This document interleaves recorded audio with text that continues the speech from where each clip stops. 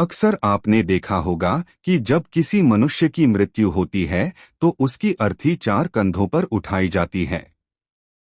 लोग इसे सिर्फ परंपरा समझते हैं, लेकिन इसके पीछे ऐसा रहस्य छिपा है जिसे सुनकर आपके रोंगटे खड़े हो जाएंगे। द्वारका नगरी की शांत रात थी। समुद्र की लहरें किनारों से टकराकर मधुर संगीत जैसी ध्वनि पैदा कर रही थीं। चंद्रमा की रोशनी पानी पर ऐसे चमक रही थी जैसे हजारों चांदी के दीपक तैर रहे हों। उसी वातावरण में भगवान श्री कृष्ण शांत मुद्रा में बैठे थे। तभी आकाश में पंखों की भारी फड़फड़ाहट सुनाई दी।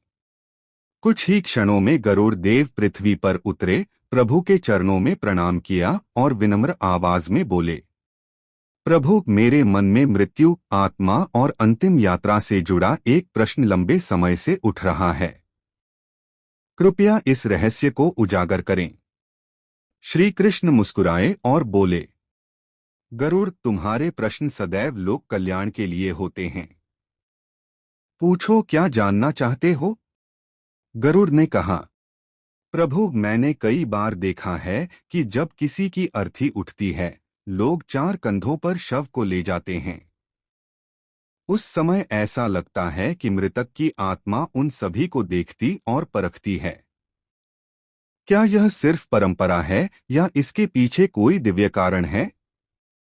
कृष्ण ने गहरी सांस ली और बोले, गरुड़, मृत्यु साधारण घटना नहीं है। यह वह द्वार है जिससे होकर आत्मा अगले जीवन की यात्रा पर जाती है। जब अर्थी घर से उठती है, आत्मा तुरंत नहीं जाती। वह कुछ समय तक वहीं रहती है, अपने शरीर को, परिवार को और उन लोगों को देखती है जो उसे कंधा देते हैं। फिर कृष्ण बोले, आत्मा जानती है कि कौन सच्चे भाव से आया है, कौन सिर्फ फर्ज निभाने और कौन दिखावा करने। इसलिए आत्मा कंधा देने वालों को परखती है। गरुड़ चकित हो गए। प्रभु, तो कंधा देना मात्र रस्म नहीं?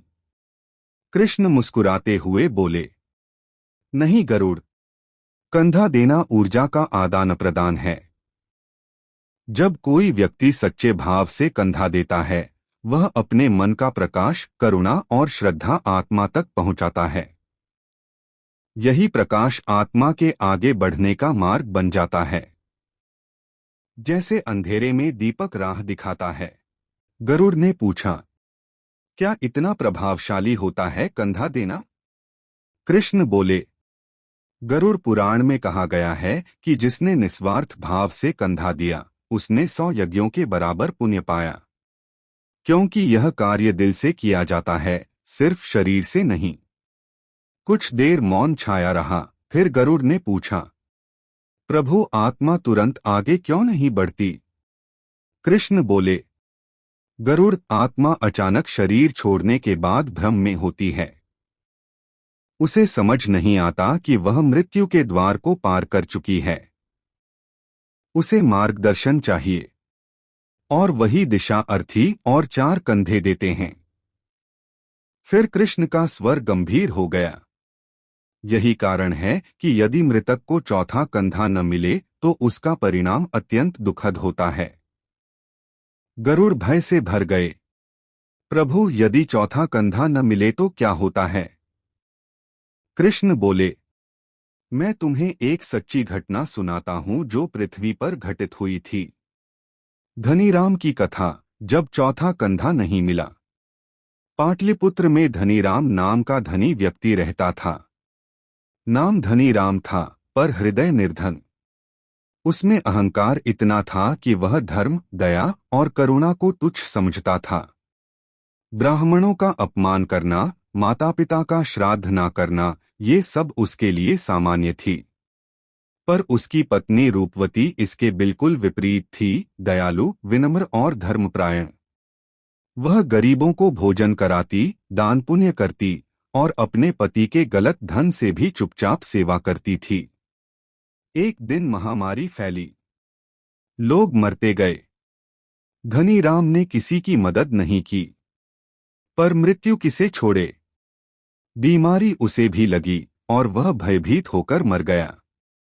जब उसकी अर्थी उठाने का समय आया तो नगर वालों ने कंधा देने से इनकार कर दिया। जिसने कभी किसी का अंतिम संस्कार नहीं किया, आज उसकी आत्मा को हम मार क्यों दें? बहुत प्रयास के बाद केवल 3 कंधे मिले। चौथा कंधा देने वाला कोई नहीं था। और तभी शुरू हुई भयावह घटना। हवा भारी हो गई, वातावरण घुटने लगा, पेड़ कंपने लगे और रूपवती ने देखा धनीराम की आत्मा अर्थी के ऊपर व्याकुल होकर चक्कर काट रही थी। काले धुएं से घिरी हुई, बेबस, बंधी हुई। गरुड़ कांप गए। प्रभु, क्या आत्मा अर्थी के पास ही रहती है? कृष्ण बोले, हाँ गरुड़, जब तक अर्थी पूरी विधि से आगे नहीं बढ़े, आत्मा भी नहीं बढ़ती। वह अधर में लटकी रहती है। फिर कृष्ण ने गंभीर स्वर में कहा, गरुड़ पुराण में लिखा है कि यदि मृतक को चौथा कंधा न मिले तो आत्मा न स्वर्ग पहुंचती है, न यमलोक, न पुनर्जन्म। वह बीच में फंस जाती है और समय के साथ प्रेत बन जाती है, दिशाहीन, बेचैन और पीड़ित। रूपवती दौड़ दौड़ कर लोगों से विनती करती रही, पर कोई तैयार नहीं हुआ। तभी एक युवा साधु आया। उसके चेहरे पर दिव्य तेज था। वह बोला, किसी आत्मा को भटकने देना सबसे बड़ा पाप है। मैं चौथा कंधा दूंगा। जैसे ही उसने अर्थी को छुआ, हवा शांत हुई। सूर्य की किरणें अर्थी पर पड़ी और रूपवती ने देखा उसके पति की आत्मा ऊपर उठ रही थी, जैसे किसी भारी बोझ से मुक्त हो रही हो। गरुड़ ने पूछा, प्रभु, क्या चौथा कंधा देने वाला पाप में बंध जाता है? कृष्ण बोले, यदि कंधा लोभ, डर या दिखावे से दे तो बंधन बनता है, लेकिन यदि दया, करुणा और श्रद्धा से दे तो वह आत्मा की मुक्ति का साधन बन जाता है। उसे कोई पाप नहीं लगता। फिर कृष्ण बोले, 4 कंधे 4 पुरुषार्थों के प्रतीक हैं, धर्म, अर्थ, काम और मोक्ष। जब ये 4 पूर्ण होते हैं तभी आत्मा आगे बढ़ती है।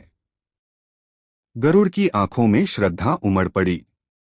इस ज्ञान से उनका हृदय प्रकाश से भर गया।